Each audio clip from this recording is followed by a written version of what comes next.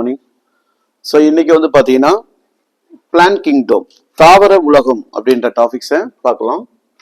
Plant kingdom தமிழில் தாவர உலகம் ரொம்ப இம்பார்ட்டண்ட்டான ஒரு லெசன் ஃபார் நீட் எக்ஸாமினேஷன்ஸ்.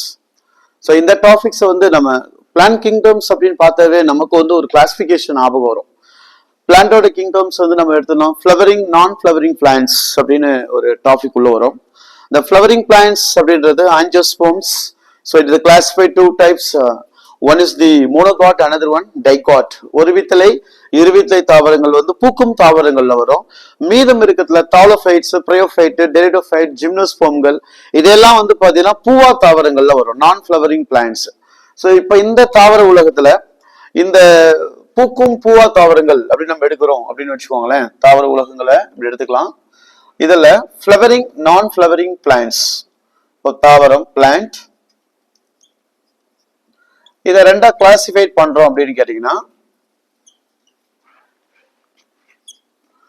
இது பூவா தாவரம், அதாவது கிரிப்டோகைம்ஸ். இது பூவா தாவரம். இது பாத்தீங்கன்னா பூக்கும் தாவரம், பெனுரோகேம்ஸ். பூக்கும் தாவரம் பெனுரோகேம்ஸ் அப்படின்னு சொல்றோம். இது பூவா தாவரம், அது பூக்கும் தாவரம். அப்ப எக்ஸாம்பிள்ஸ் வந்து நம்ம பாக்குறோம். பூவா தாவரங்கள் அப்படின்னு பாத்தீங்கன்னா தாலோஃபைட்டுகள், தாலோஃபைட்ஸ், இங்கிலீஷ்ல தான், தமிழையும் தாலோ ஃபைட்ஸ். அதுக்கப்புறம் வந்து பாத்தீங்கன்னா பிரயோஃபைட்ஸ், பிரயோஃபைட்டுகள், டெரிடோஃபைட்டுகள், டெரிடோஃபைட், ஜிம்னோஸ்போம்கள், ஜிம்னோஸ்போம். இதுல வந்து பாத்தீங்கன்னா பூக்கும் தாவரங்கள்ல ஆஞ்சியோஸ்போம். இதை ரெண்டா கிளாசிஃபைட் கொடுத்தோம் அப்படின்னா மோனோகாட் ஒரு வித்திலை தாவரம், டைகாட் இரு வித்திலை தாவரம், இரு வித்திலை தாவரம். So plant is classified according to the flowers. அதனுடைய பூக்கும் திறன் அடிப்படையில தான் இதை நம்ம பிரிச்சுக்கிறோம். பூவா தாவரம், பூக்கும் தாவரம். பூவா தாவரங்கள்ல இந்த தாலோஃபைட்ஸ்ல நம்ம பார்த்திருப்போம், ஃபங்கி, ஆல்கே, இதெல்லாம் பிரயோஃபைட்ஸ், ரிக்ஸியா, மார்கென்சியா. டெரிடோஃபைட்டிகல்ஸ் வந்து பாத்தீங்கன்னா டெரிடோஃபைட்ல நிறைய பிளான்ட்ஸ் இருக்கும். இதெல்லாமே ஃபெரன்ஸ் பிளான்ட்ஸ் இருக்கும். ஜிம்னோஸ்போர்ம்ஸ் அது மாதிரி ஃபைன், அது மாதிரி நிறைய தாவரங்கள் இருக்கும். ஃபைன் தாவரங்கள் போன்ற நிறைய தாவரங்கள் இருக்கும். And monocot, dicots as usual நம்ம பார்க்குற நிறைய வகையான தாவரங்கள் இதெல்லாம் இருக்கும். இதுதான் வந்து பிளான்டோட கிங்டம். ஸோ இந்த டாபிக்ல நம்ம என்ன பண்றோம் அப்படின்னா இந்த எல்லாத்தையுமே நம்ம ஒவ்வொன்றா எக்ஸ்பிளனேஷன் பண்ண போறோம். முதல்ல வந்து பாத்தீங்கன்னா இந்த கண்டிஷன்ஸ்ல வந்து தாலோஃபைட்ஸ் நமக்கு என்சிஆர்ல இருக்கும். ஸோ அதனால இந்த இடங்கள்ல இருந்து நம்ம ஸ்டார்ட் பண்ணலாம். பிரயோஃபைட் அப்படின்ற தாவரத்துல இருந்து இப்போ நம்ம ஸ்டார்ட் பண்றோம். டாபிக் வந்து பாத்தீங்கன்னா பிரயோஃபைட்ஸ், பிரயோஃபைட்டுகள் அப்படின்னு சொல்றோம். பிரயோஃபைட்டுகள்னா என்ன சார் அப்படின்னு பார்த்தோன்னா சிம்பிளி கால்ட் அஸ் தி ஆம்பிபியன் இன் பிளான்ட்ஸ். தாவரங்களின் ஒரு இருவாழ்விகள் அப்படின்னு சொல்லப்படுது. பிகாஸ் இது வந்து ஒரு சேடோபிளைசிஸ்ல, மாய்ச்சர் கண்டிஷன்ஸ்ல தான் இது வந்து க்ரோ ஆகும்.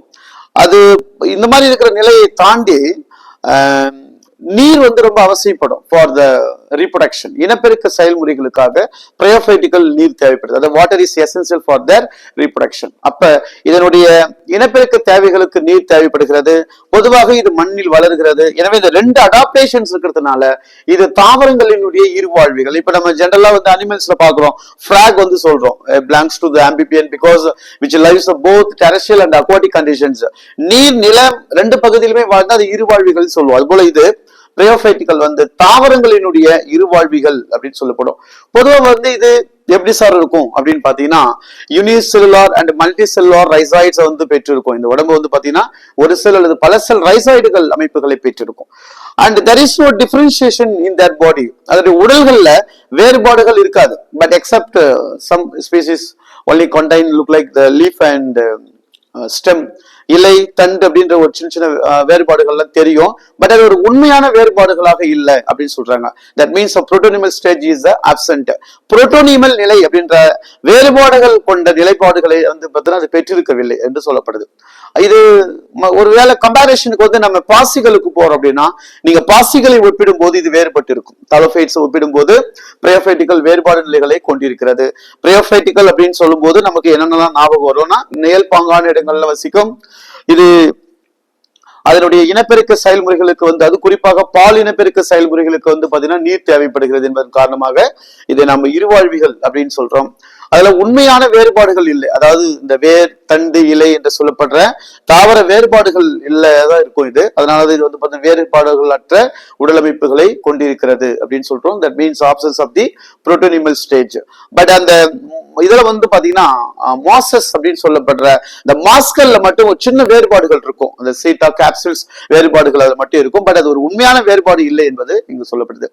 சோ பிரயோஃபைட்டுகளை பத்தி சொல்லணும் அப்படின்னு பாத்தீங்கன்னா இதுல நிறைய விஷயங்கள் இருக்கும். பிரயோஃபைட்ஸ் வந்து நம்ம சொல்லணும் அப்படின்னா அது நிறைய தகவல்களை உள்ளெடுக்கப்பட்டது. இதனுடைய எக்கனாமிக்கல் இம்பார்ட்டன்ஸ் தனியா இருக்குது. இதோட என்ன டைப் ஆஃப் த ரீப்ரொடக்ஷன்ஸ் வந்து இருக்குது அப்படின்றதையும் கேக்குறாங்க.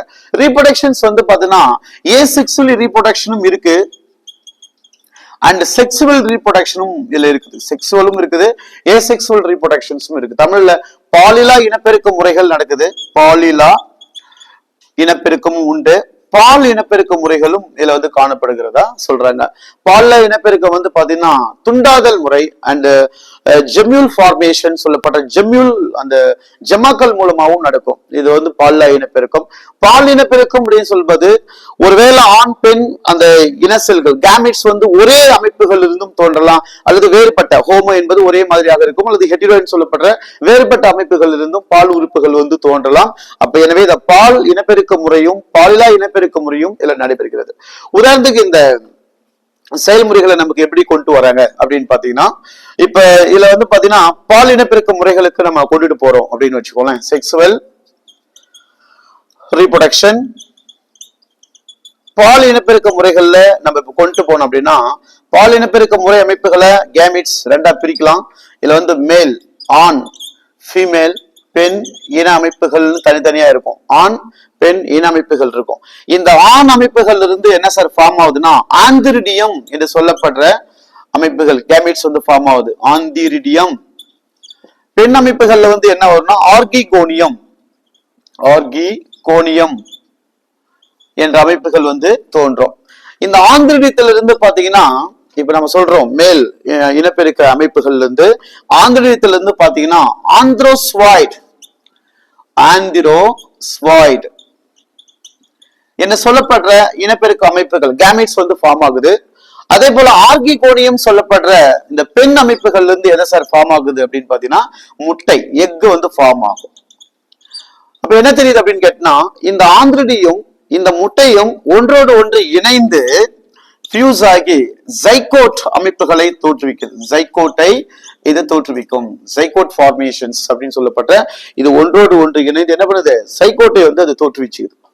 அப்ப இந்த ஜைகோட்டுக்கு அப்புறம் இது வந்து பாத்தீங்கன்னா மியாட்டிக் என்று சொல்லப்படுகின்ற குன்றல் செல் பகுப்பு நிலை அடையாமல், குன்றல் செல் பகுப்பு நிலையை இது அடையாமல் அது என்ன பண்ணுது அப்படின்னா சைகோட் வந்து ஸ்போரோஃபைட் நிலையை தோற்றுவிக்கிறது. ஸ்போரோஃபைட்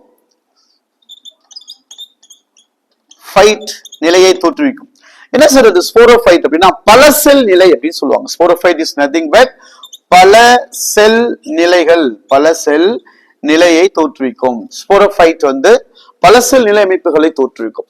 இந்த ஸ்போரோஃபைட் வந்து அடுத்த நிலைகளுக்காக எங்க போகுது அப்படின்னா கேமிடோஃபைட்டுடன் இது போய் இணையுது. கேமிடோஃபைட்டோட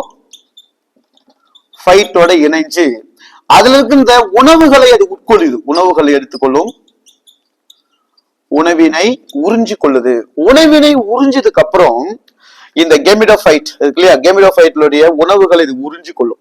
அதுக்காகவே இது என்ன பண்ணுவாங்க அப்படின்னா இது ஒரு பாராசைட் அப்படின்னு சொல்லுவாங்க. Sporophyte is called as the and parasitic. இது ஒரு ஒட்டுண்ணி மாதிரி இந்த கேமிடோஃபைட்டின் உள்ள போயிட்டு உணவினை உட்கொறிஞ்சு என்ன பண்ணுறது எடுத்துக்கிட்டு அதுக்கப்புறமா அது என்னவா மாற்றம் அடைகிறது அப்படின்னு பாத்தீங்கன்னா ஹாப்ளாய்டு ஸ்போர்ஸாக மாறும். ஹாப்ளாய்டு, இது நம்ம ஹாப்ளாய்டு ஹாப்ளாய்டு ஸ்போர்ஸா இது கன்வெர்ட் பண்ணும். இந்த ஹாப்ளாய்டு ஸ்போர் வந்து மியாட்டிக் நிலைப்பாடு, அதாவது நம்ம ஏற்கனவே சொன்னோம் இல்லையா மியாசிஸ், இந்த மியாசிஸ் நிலை அதுக்கப்புறம் தான் மியாசிஸ் நிலையை அது அடையும்.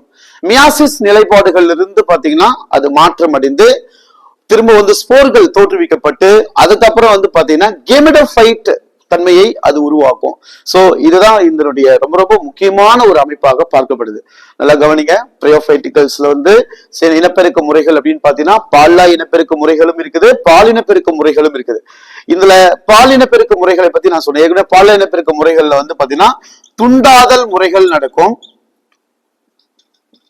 மற்றும் ஜெம்மா அல்லது ஜெம்யூல் என்று சொல்லப்படுகின்ற ஜெம்யூல்ஸ் அப்படின்றது ஒண்ணு இல்ல, லுக் லைக் கப் ஷேப், ஒரு கோப்பை வடிவில் இருக்கின்ற ஒரு அமைப்பு தான் அது, வேற ஒண்ணும் கிடையாது. அது முதிர்ச்சடைந்து இளமுயிரியாகவே மாற்றமடைகிறது. அப்ப பால்ல இனப்பெருக்கத்தின் மூலம் ஒரு ஏசெக்சுவல் ரீப்ரொடக்ஷன்ஸ்ல வந்து துண்டாதல் மற்றும் ஜெம்யூல் முறையின் மூலமாக நடக்கும். பால் இனப்பெருக்க முறை எப்படி செயல்படுதுன்னு அங்க கொடுத்திருக்கேன். பால் இனப்பெருக்க முறை என்பது ஆண் பெண் தனித்தனி பால் இன அமைப்புகள் இருக்கும். ஆண் அமைப்புகளுக்கு வந்து ஆந்திரிடியம், பெண் அமைப்புகளுக்கு வந்து ஆர்கிகோனியம்.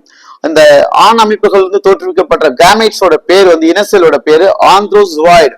பெண்ணோட இந்த இன அமைப்புகள் தோற்றுவிக்கப்படுகின்ற கேமிட்ஸ் வந்து நம்ம முட்டை எக் சொல்றோம், இந்த எம்பிரியோ. இது வந்து பாத்தீங்கன்னா ரெண்டும் இணைந்து ஜைகோட் நிலைப்பாடுகளை தோற்றுவிக்கும். பொதுவாகவே நம்ம ஜைகோட்ஸ்க்கு அப்புறம் என்ன பார்ப்போம்னா மியாட்டிக் கண்டிஷன்ஸ் நடக்கும். பட் இங்க அப்படி நடக்காது. இங்க வந்து பாத்தீங்கன்னா குன்றல் பிரிவு நடைபெறுவது இல்லை, நடைபெறுவது இல்லை என்பதை ஞாபகம் வச்சிடும். குண்டல் பிரிவு உடனடியாக நடக்காம அது ஸ்போரோஃபைட் அப்படின்ற அந்த பலசல் நிலைகளை தோற்றுவிச்சு கேமிடோஃபைட்டுகள் வந்து பாத்தீங்கன்னா அந்த ஸ்போரோஃபைட்டுகளை தோற்றுவிக்கிறது. இந்த ஸ்போரோஃபைட்டுகள் கேமிடோஃபைட்டுடன் இணைந்து ஊட்டச்சத்துக்களை பெற்று அதுக்கப்புறம் ஹாப்ளாய்டு ஸ்போர்ஸ் வந்து பாத்தீங்கன்னா ஃபார்ம் பண்ணி அதுல இருந்து ஹாப்ளாய்ட்ஸை வந்து தோற்றுவிச்சு அந்த கண்டிஷன்ல இருந்து பாத்தீங்கன்னா மியாசிஸ் பகுப்பு நிலைகளை தொடர்ந்து அதுக்கப்புறமா இறுதியாக கேமிடோஃபைட் அப்படின்னு சொல்லப்படுற அமைப்பை அது உருவாகிறது. அப்ப மியாசிஸ் வந்து எங்க நடக்குதுன்னா ஸ்போரோஃபைட்டுக்கு பிறகுதான் இந்த இடத்துல ஹாப்ளாய்டு ஸ்போர்கள் மூலமாக மியாசிஸ் ஆனது நடைபெறுகிறத இந்த இடத்துல நம்ம உறுதி செய்யறோம். எனவே அப்ப இந்த இனப்பெருக்க முறைகளை வச்சு பார்க்கும்போது இந்த பால்ல இனப்பெருக்கமும் பால் இனப்பெருக்கத்துக்கும் இடையே உள்ள வேறுபாடுகளை நாம் தெளிவாக தெரிஞ்சு கொள்ளலாம். அதே போல பிரயோஃபைட் தாவரங்களை பற்றி சொல்லணும் அப்படின்னா பொருளாதார முக்கியத்துவம் மிக அதிகம். குறிப்பாக இந்த பிரயோஃபைட் தாவரங்கள் வந்து பலவிதமான செயல்பாடுகள்ல பங்கேற்குது.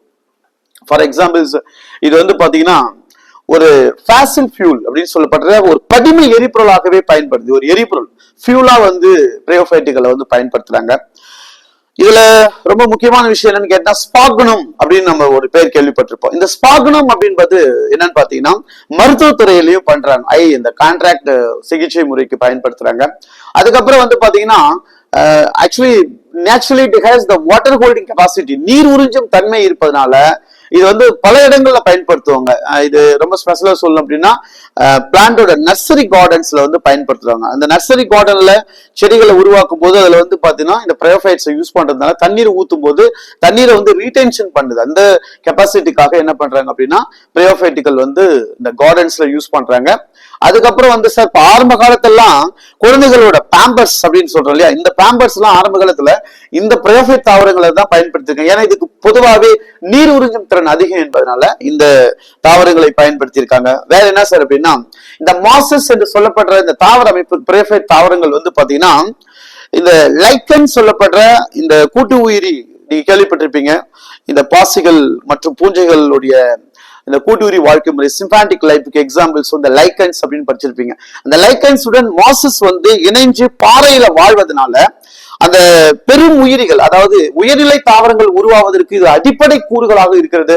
அது மட்டுமல்ல to prevent the soil erosion சொல்லப்படுற மண்ணரிப்பை தடுக்குவதற்கும் இது பயன்படுத்துவதால இது சூழ்நிலை மண்டலம் சார்ந்த பணிகளில் இது மிக மிக அவசியமாக கருதப்படுது. எனவே சுற்றுச்சூழலுடன் தொடர்புடையது அப்படின்னு பாத்தீங்கன்னா இந்த மாசஸ். சோ இப்போ மாசஸ்கள் வந்து பாத்தீங்கன்னா மண்ணரிப்பை தடுக்க பயன்படுது. ஸ்பாகுனம் வந்து நீர் உறிஞ்சும் தன்மை அதிகம் என்பதனால் விதை நாற்றங்கள் என்று சொல்லப்பட்ட பிளான் நர்சரியில பயன்படுத்துறாங்க. மற்றும் பொருட்களை வந்து இந்த பேக்கிங் மெட்டீரியல் சொல்லப்படுற பொருள்களை வந்து பாத்தீங்கன்னா அனுப்புறதுக்கு பயன்படுத்தல இதை வந்து பயன்படுத்துறாங்க. ஸ்பாகுனத்தை வந்து பயன்படுத்தப்படுது. இவ்வளவு பொருளாதார முக்கியத்துவம் வாய்ந்த அமைப்புகளாகத்தான் இந்த தாவர அமைப்புகளில் இந்த பிரயோஃபைட்டுகள் காணப்படுது. பிரயோஃபைட்டுகள் என்பதன் பொருள் என்ன அப்படின்னா தாவரங்களினுடைய இருவாழ்விகள் என்று சொல்றோம். இதுதான் வந்து பிரயோஃபைட்ஸ். ஸோ இப்போ நம்ம அடுத்து பார்க்க போறது வந்து பாத்தீங்கன்னா டெரிடோஃபைட்ஸ்.